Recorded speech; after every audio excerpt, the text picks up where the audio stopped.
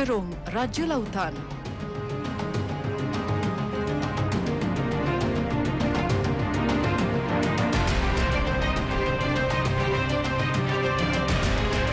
Semakin pupus atas sebab tamak haluba manusia yang gilakan wang ringgit.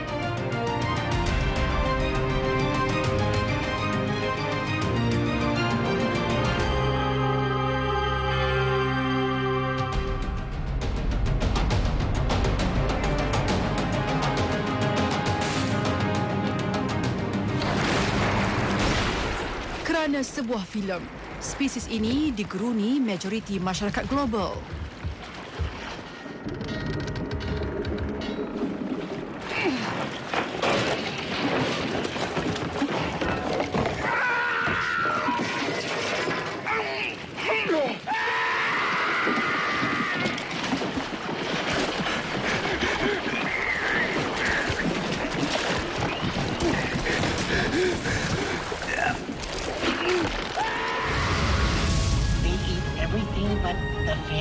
Namun persepsi itu semakin terhakis lantaran dunia animasi yang mendekatkan penonton dengan hidupan marin ini.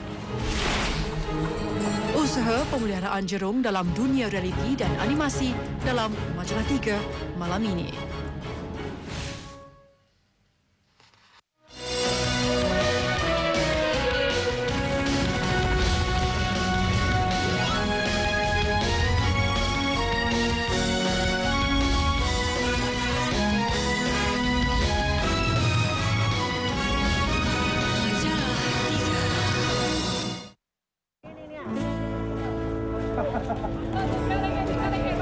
Awal pagi di Pasar Sandakan Sabah.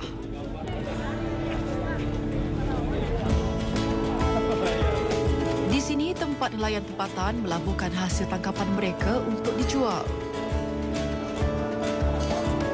Berbagai spesies lautan boleh didapati di sini, menjadikan ia umpama syurga bagi penggemar makanan laut.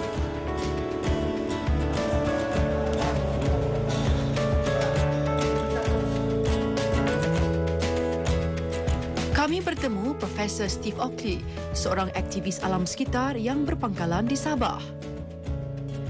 Steve seorang bekas pensyarah jurusan Biologi Marin di Universiti Malaysia Sarawak. Dia mahu kami melihat sendiri penjualan spesies hidupan laut yang semakin pupus di sini. Antaranya ikan pari daripada spesies mentari ini. Haiwan perlindungan mentari masih lagi diburu dan dibawa ke sini. So, what's the actual regulation regarding this? There are no regulations in Malaysia yet. Manta rays are protected by international regulations, but not in Malaysia. Sedang kami berjalan menyusuri sebuah sudut terpencil di pasar itu, kami menemui sebuah gerai yang menjual jerung buluh atau dalam bahasa tempatannya dipanggil ikan yu. Jumlahnya sedikit, membuatkan kami tertanya-tanya kenapa ia begitu.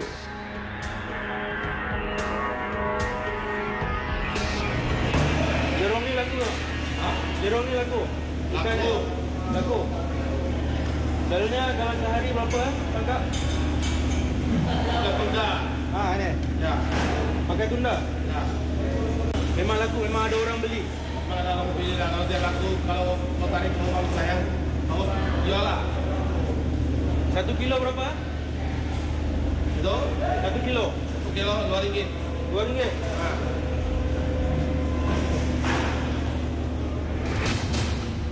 Kami difahamkan jerung bambu ini ditangkap secara tidak sengaja. Namun untuk mengelakkan pembaziran, ia dijual di pasar ini walaupun ia diancam kepupusan dan nilainya tidak setinggi ikan lain. Atas faktor itu, Steve kini giat menjalankan usaha pemeliharaan pelbagai spesies jerung. Trying to stop illegal fishing, bomb fishing, cyanide fishing, and of course trying to protect sharks because they are a keystone species and a very important indicator of damage to a coral reef. If you have no sharks, it means you have too much fishing.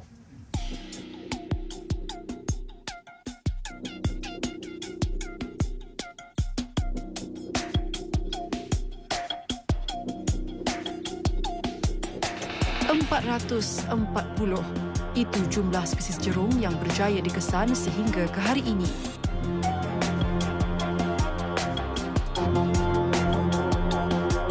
Keunikan jerung terletak pada rangka tulangnya. Tidak seperti ikan lain, tulangnya terdiri daripada tisu penghubung fleksibel. Keunikan ini menjadikan ia lebih ringan sekaligus mampu berenang dengan pantas. Seperti saiznya yang berbeza-beza, sifat pemakanannya juga berlainan antara satu spesies dengan spesies yang lain. Jerung pemangsa yang lebih bersifat agresif digelar apex predator, berdiri di kedudukan teratas rangkaian makanan bagi hidupan lautan. Pupusnya spesies ini bermakna rusaklah rantaian makanan hidupan laut. Sharks help to balance the ecosystem. Sharks also are the doctors in the ocean. If you don't have any sharks, then if a sick fish passes its disease to the next fish and the next fish and the next fish, then you have lots of sick fish.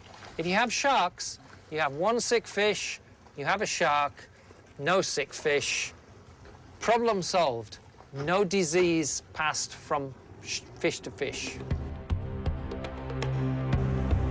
Untuk menyelami permasalahan ini, kami mengikuti ekspedisi Steve ke Pulau Langkayan yang terletak 80 km ke arah utara Sandakan.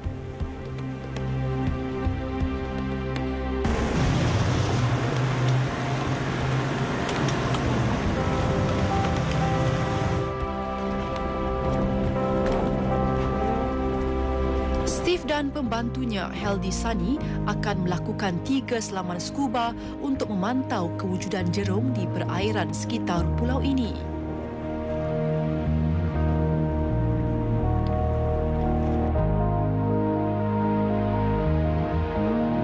Langkayan merupakan salah sebuah daripada 3 buah pulau yang digezetkan sebagai Sugut Island Marine Conservation Area atau SIMCA.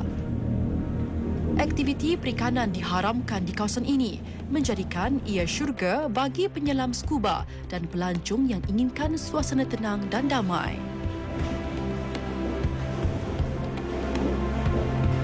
Ini merupakan kali pertama Heldi menjejakkan kakinya ke Pulau Langkayan. Berasal dari Kudat, Heldi bekerja sepenuh masa sebagai seorang pembantu am di sebuah oceanarium di Kota Kinabalu. Mula mendapat lesen menyelam sejak 2 tahun lalu. Dia mengakui kerjayanya faktor utama dia jatuh cinta dengan hidupan marine.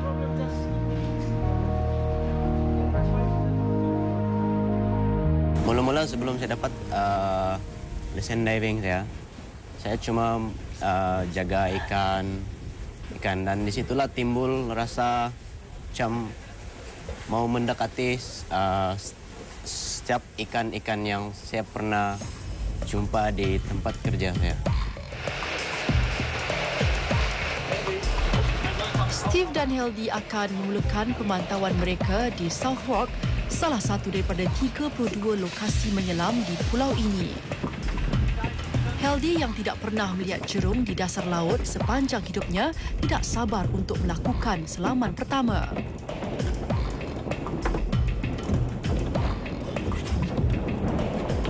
And we spend time 40 to 45 minutes. Okay.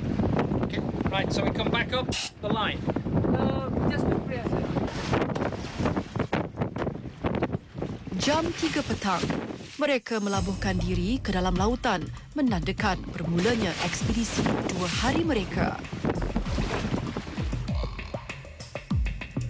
Diiringi penyelam pengiring, Steve dan Heldy menyelam sekitar kedalaman 20 meter dengan niat mencari jerung white tip yang dikatakan terdapat di sekitar lokasi ini. Namun hari ini mereka dihimpit kekecewaan. Persekitaran dasar laut yang beralun akibat ombak besar menghadkan kadar penglihatan mereka. Hanya hidupan laut bersaiz kecil dapat ditemui Steve dan Heldy. Apa yang dicari mereka tidak kunjung tiba. Namun Steve dan Heldy tidak berputus asa kerana bagi mereka esok masih ada. The visibility wasn't very good. We didn't see very much because Langkayan is at the junction between two currents. The current that comes from the north brings clear water. The current that comes from the south brings muddy water from Sandakan. So we swam round and we had to look for small things. There might have been sharks, but I wouldn't see them and they would have detected me a long way away because they have senses that we don't have. They have an electric sense. They can feel your heart beating.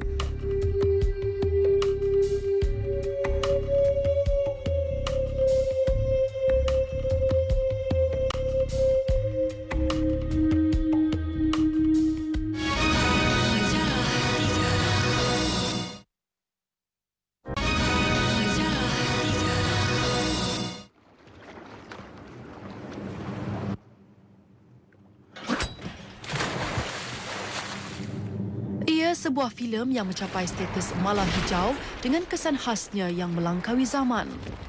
Filem Jaws yang diterbitkan pada tahun 1975 mengisahkan serangan seekor jerung putih gergasi yang menjadikan manusia sebagai mangsanya.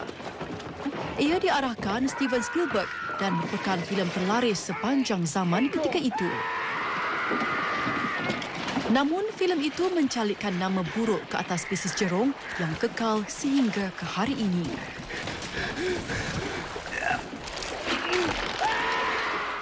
Sharks have a bad reputation based on a movie. Aliens have a bad reputation based on lots of movies. And who has ever seen an alien? So, we need to get past the image of sharks being Jaws and into sharks being no more dangerous than an adult orangutan. Nobody would go close to an adult orangutan. They're dangerous. Of course they're dangerous. So big sharks are dangerous. They can be dangerous. But the number of attacks by big sharks around the world is very, very few.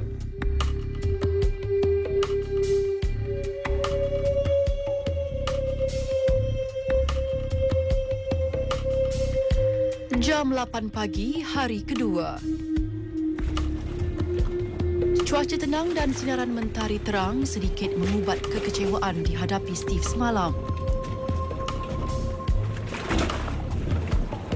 Hari ini, dia dan Heldy akan ke lokasi menyelam di Reef 38 yang terletak 2 km ke arah utara Pulau Langkayan.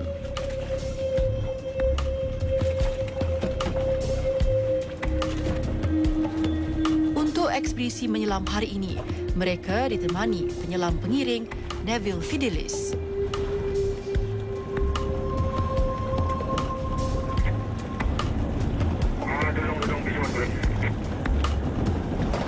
Ready? 3, 2, 1, go!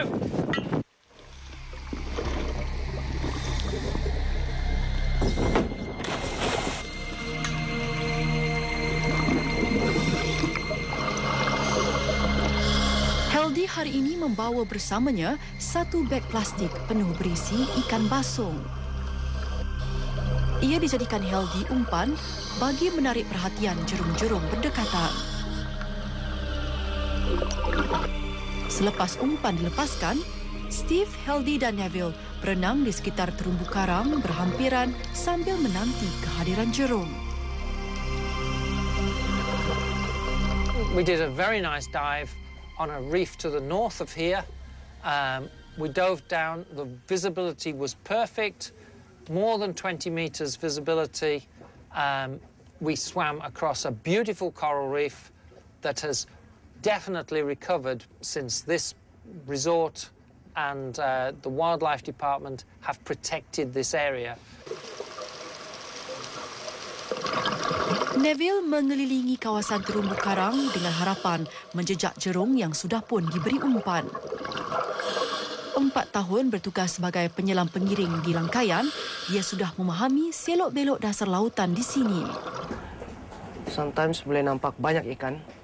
Ada masa yang tertentu langsung ikan langsung kurang. Jadi, tapi sekarang ni buat masa ni ikan semakin banyak. Shark pun selalu juga kelihatan. And we saw 2 small sharks.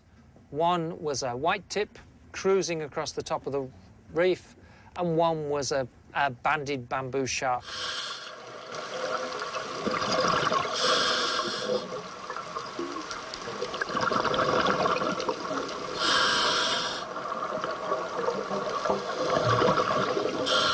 Both are common sharks on coral reefs.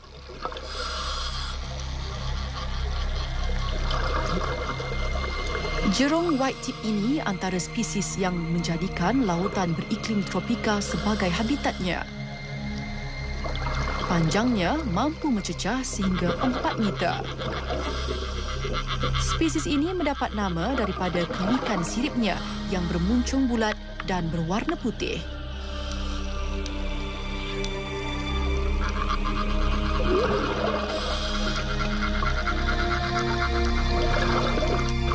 Berbeza dengan jerung white tip, purata panjang jerung buluh pula hanya mampu mencapai sekitar 121 cm, lebih kurang setinggi kanak-kanak berusia 10 tahun. Bertemu dengan 2 spesies jerung ini sedikit sebanyak melegakan kehampaan Steve semalam. So, that was a very nice dive in nice clear water, not too much current, and we saw 2 sharks, which is good. Selaman terakhir Steve dan Heldy untuk ekspedisi ini membawa mereka ke Pegaso Reef, lokasi menyelam berhampiran perairan sempadan. Untuk selaman terakhir ini, Steve mahu menjejaki jerung harimau bintang, spesies yang menjadikan pasir di dasar lautan sebagai habitatnya. Pegaso Reef dikatakan lokasi paling sesuai untuk pencarian terakhir ini.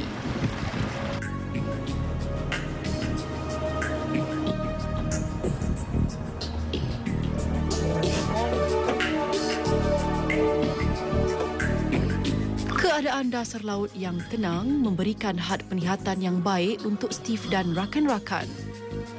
Di sini terumbu karangnya lebih terjaga rapi, memberikan mereka keyakinan untuk bertembung dengan jerung yang dicari. Untuk selaman terakhir ini, Steve menggunakan senjata rahsianya bagi menarik perhatian jerung-jerung berhampiran. We rub water bottles together. If you rub water bottles together, it makes a noise. And sharks come to investigate. Because for us to see a shark, it's only going to be within the 20 meters that we are there.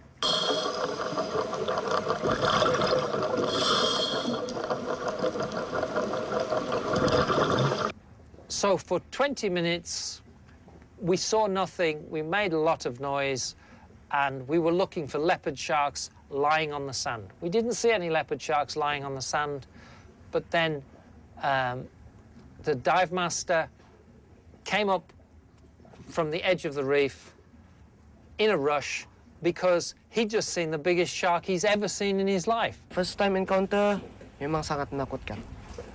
Betul-betul menggurunkan dengan dia punya size yang besar.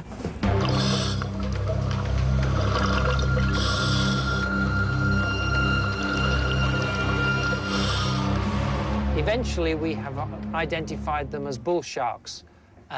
But initially, we weren't sure because in the excitement, it's hard to see exactly which markings it's got. Fortunately, we've got the markings. We know because they're on the camera. You can see what markings it's got. They were very big sharks. Bull shark terkenal sebagai pemangsa yang agresif dan sukar diduga. Ia jarang dijumpai di perairan Malaysia dan ini kali pertama ketiga-tiga mereka melihat sendiri spesies bull shark di hadapan mereka. Kehadiran spesies ini penanda aras keberkesanan kawasan perlindungan marin di sekitar negeri Sabah.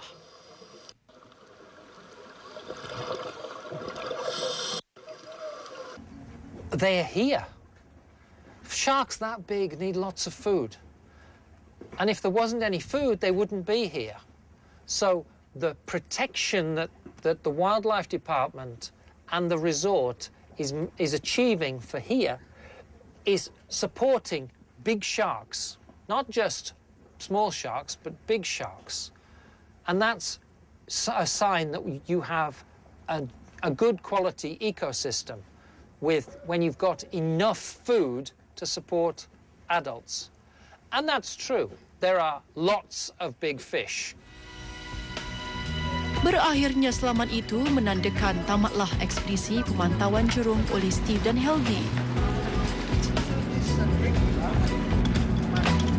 Bagi Helgi, sebagai anak tempatan, dia berbangga dengan kekayaan hasil laut Sabah. Bagi saya, hari inilah paling yang saya rasa paling beruntung sekali sebab saya terjumpa ikan hiu yang saya tidak sangka ada di perairan kita, di perairan di Sabah. Dan saya rasa sungguh bertuah karena berjumpa dengan seekor ikan hiu yang boleh dikatakan pemangsa.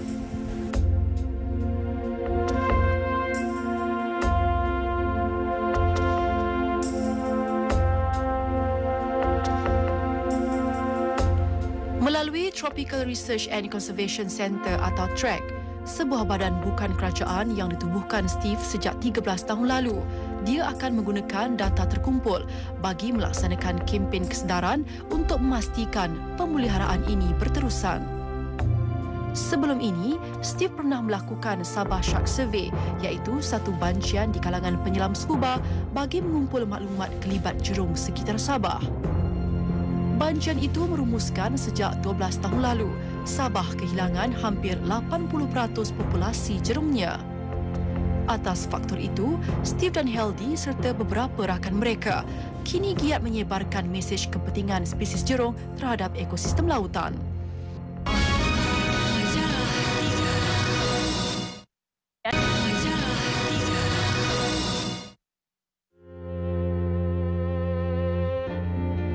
Beginilah cara nelayan memotong sirip jerung. Tidak berperi kemanusiaan, jerung tanpa sirip itu kemudian dihumban semula ke dalam laut. Hanya kerana tamak haloba, inginkan cebisan keuntungan industri sirip jerung yang dianggarkan bernilai berbilion ringgit.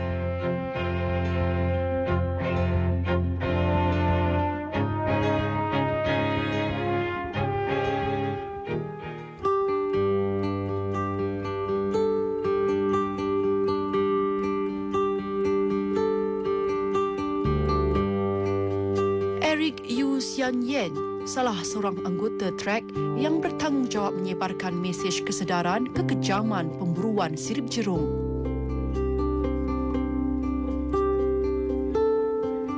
Hari ini dia memberi ceramah kepada pelajar kursus pemanduan pelancong di Asian Tourism International College ini.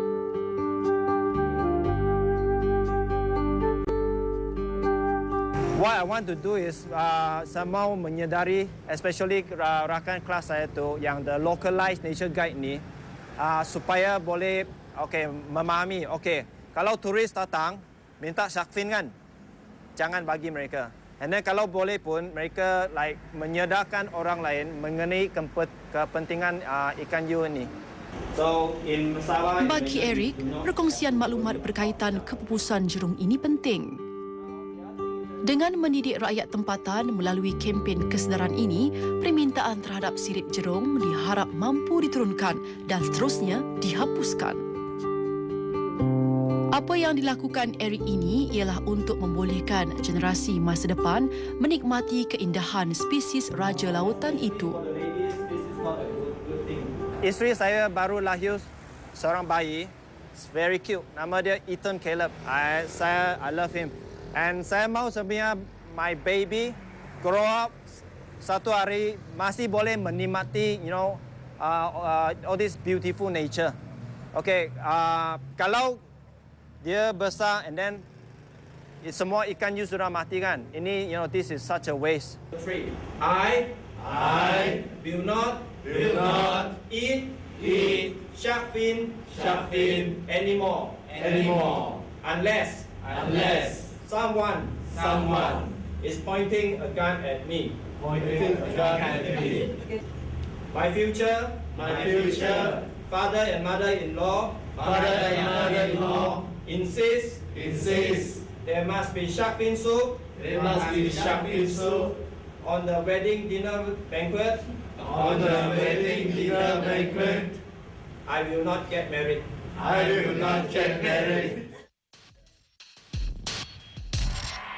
Bagi merasai sendiri sup sirip jerung yang mendapat permintaan tinggi itu, kami ke sebuah restoran makanan laut yang terkenal di Kota Kinabalu ini. Dengan menyamar sebagai pelancong dan berbekalkan sebuah kamera kompak, kami menghampiri kawasan akuarium tempat tontonan hasil laut. Tanpa rasa takut, restoran ini mempamerkan jerung-jerung bambu di dalam sebuah akuarium berhampiran. Jerung bambu antara spesies yang disenaraikan sebagai haiwan terancam.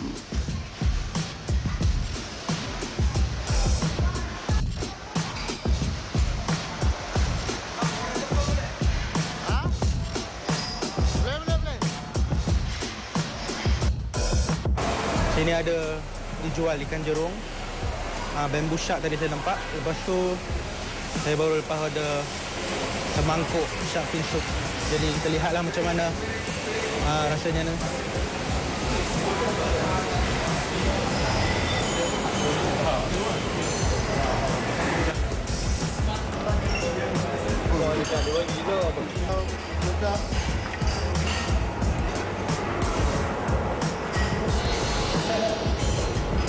Sedap.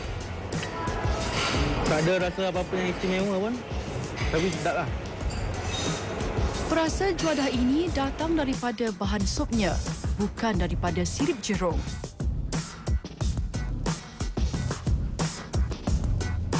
Jika digantikan alternatif lain, rasanya masih tetap sama, tiada beza.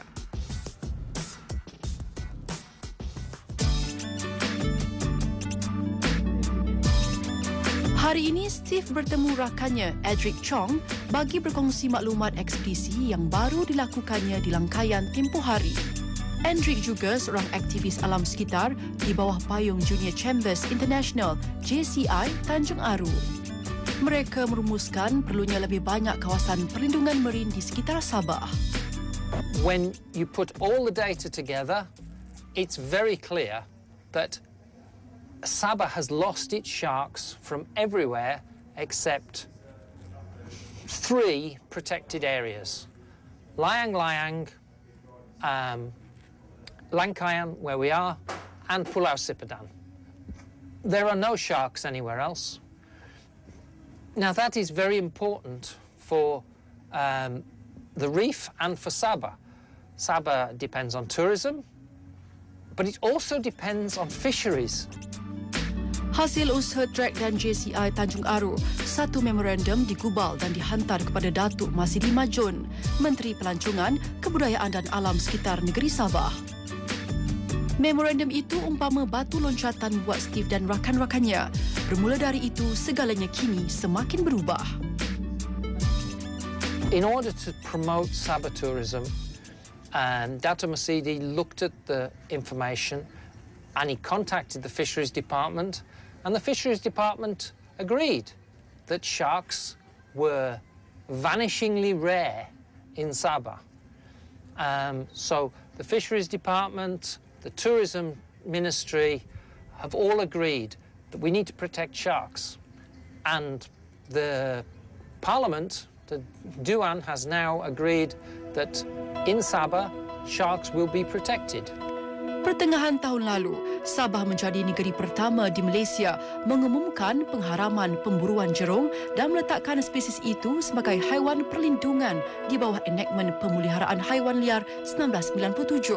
Bertitik tolak daripada itu, Parlimen Malaysia akan membahaskan pemindaan Akta Perikanan 1985 bagi mengharamkan terus pemburuan jerung di seluruh perairan Malaysia. Ia kejayaan besar bagi Steve dan rakan-rakannya.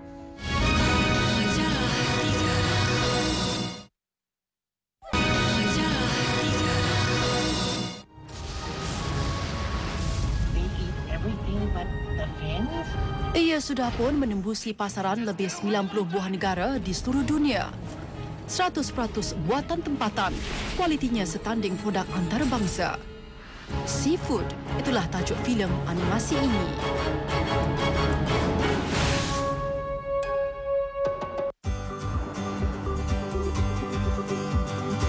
Selain Sdn Berhad, syarikat yang bertanggungjawab menerbitkan SeaFood. Ia antara pelopor konsep animasi 3 dimensi untuk pasaran tempatan.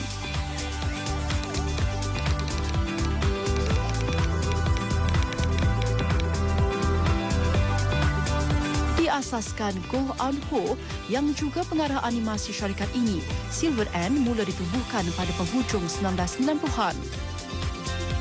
Seperti syarikat lain, butik animasi ini juga bermula dari bawah.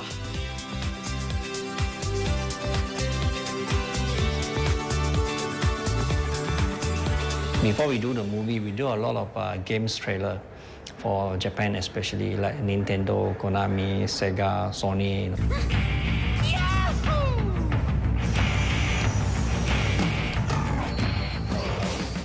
And beside this, also we do one of the project for Italy, which is the movie called Wings. You know, the 5 girls, kind of a teenage girls. So we did that part of the animation as well. So all this while Sylvain have been doing animation, I would say 3D animation purely is like a boutique. This is how you do it, little brother. Stop it, Julius. Come on, this is fun. Muhammad Ismail merupakan pengarah seni filem animasi ini. Lebih 20 tahun pengalaman dalam bidang yang diceburinya, dia bertanggungjawab membuat lakaran awal watak-watak bagi filem SeaFood ini.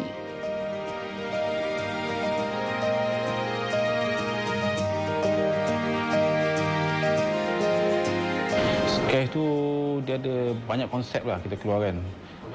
Pun ada kena reject, kan? Ada yang kena reject banyak kali pun ada. And reject punya, at the end baru kita dapat satu wataknya, maknanya okay, approval, dah approve, then cepat-cepat chop, tak ada tukar lah.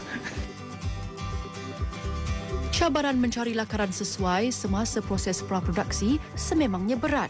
Apatah lagi, animasi ini bertunjangkan karakter haiwan.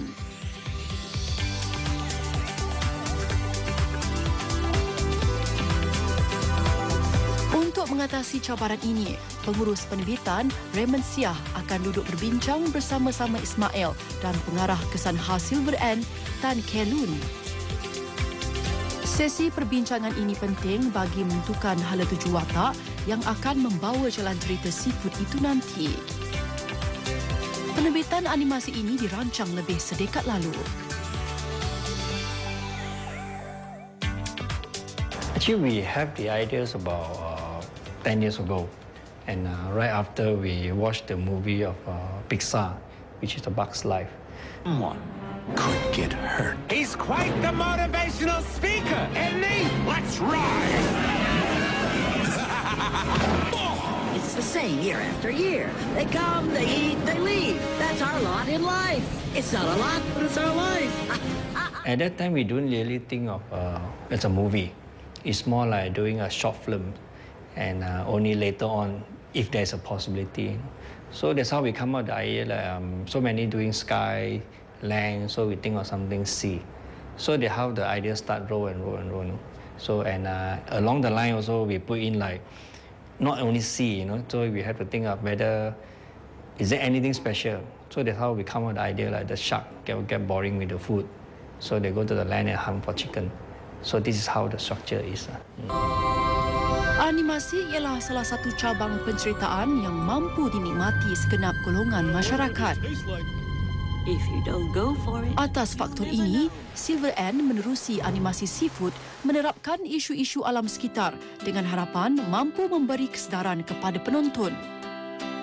Ia salah satu tanggungjawab sosial yang diterapkan syarikat ini melalui penerbitannya.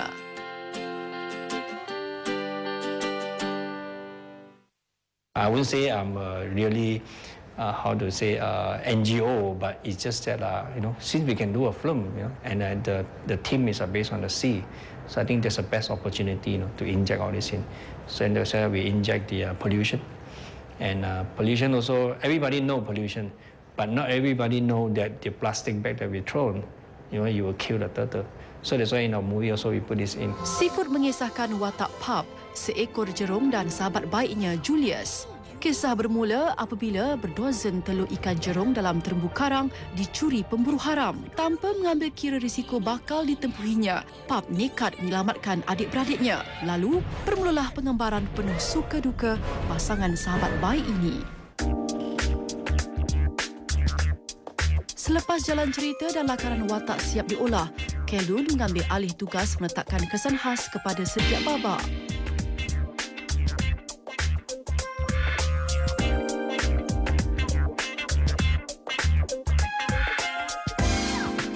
I in charge of the effect scenes in SeaFoods, which includes water effects, bubbles, fire, explosion, dust, and all those environment things that reacts to the characters.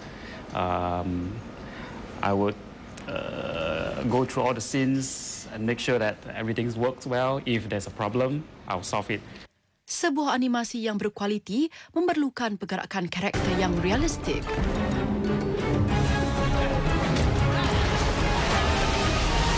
Lepas kita dapat approval karakter, then kita akan start dengan come out dengan dia punya what call expression, body movement lah. Contoh macam kat sini kan, kita ada apa? Dia punya bentuk dia, kalau dia nak bercakap, kening dia macam mana kan. All the kalau buka mulut dia tu besar mana dia boleh buka kan. Kalau dia merajuk tu macam mana, kalau dia gembira tu macam mana. Tu semua akan come out in sketch first lah. I've seen things, many things in my life, but this is something else. Menggunakan perisian 3D komputer terkini, proses menjana pergerakan watak-watak ini merupakan proses paling lama dalam pembikinan sebuah animasi. Setiap inci pergerakan memerlukan penelitian yang tinggi untuk mendapatkan hasil bermutu.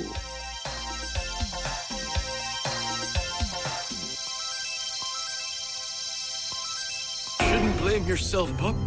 You did the best you could. No, I can do better. Sebagai pengurus penerbitan, Raymond bertanggungjawab terhadap segala apa yang berlaku sepanjang proses menyiapkan produksi ini. Mula menyertai Selain sejak awal penubuhan syarikat ini, Raymond mengakui bukan semua orang dapat memikul tugas yang digalasnya.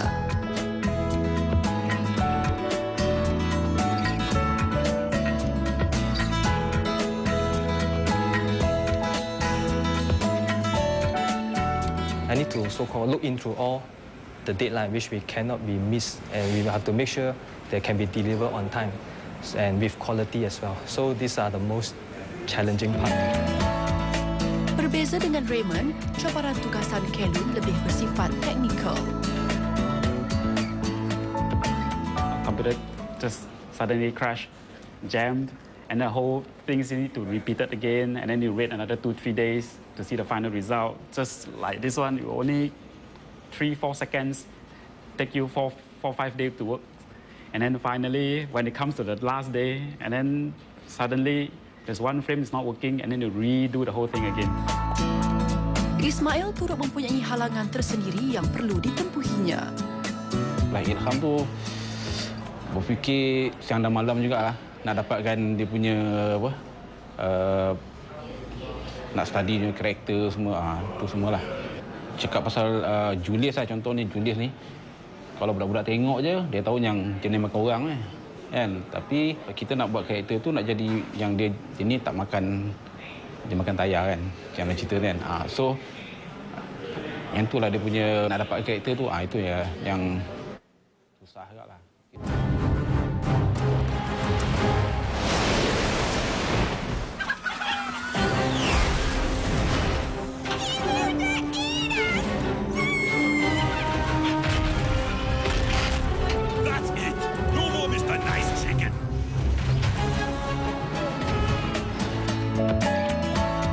Suntingan merupakan proses terakhir yang dilalui pasukan produksi ini. Selepas pelbagai cabaran dilalui, akhirnya mereka menghampiri garisan penamat.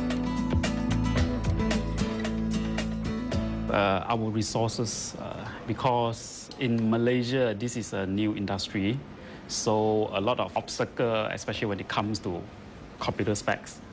We don't have enough how's it, money to get the best equipment, not like Pixar and Disney, they have all those giant supercomputers.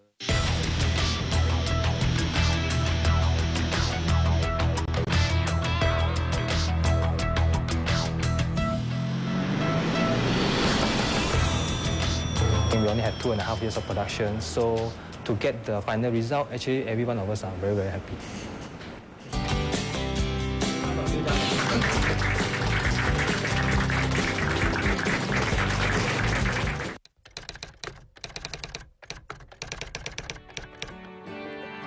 Pada 1 Mac lalu, Majlis Tayangan Gala Filem Animasi SeaFood telah diadakan bertempat di GSC Pavilion Kuala Lumpur. Pelbagai aktiviti menarik diadakan khas buat tetamu yang hadir. Antaranya, persembahan boneka Julius yang berjaya menghiburkan hati kanak-kanak yang memenuhi ruang legar pawagam. Turut hadir memeriahkan majlis tersebut ialah Ketua Pegawai Eksekutif Fireworks Studio Sindian Berhad Ahmad Izam Omar.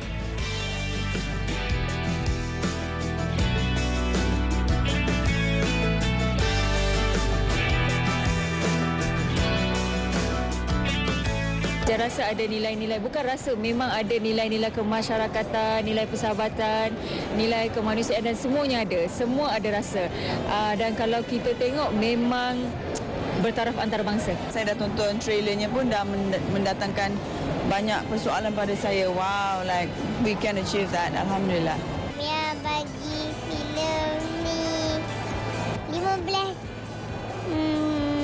star. SeaFood bukti produk tempatan mampu berdiri sama tinggi dengan produk antarabangsa. Bagi Sylvain sendiri, ini cuma permulaan revolusi baru dunia animasi Malaysia. We target, if can, by this year or next year, we can produce for the second IP, which we cannot be released. What is the title yet? But everyone is hope to go for the next movie. Mommy, fishes only live in the water, right? Yes, honey dearest. Only in water. Why do you ask? Oh, no reason. Mereka pemelihara Raja Lautan, menjaga keseimbangan alam daripada dirobek duniawi.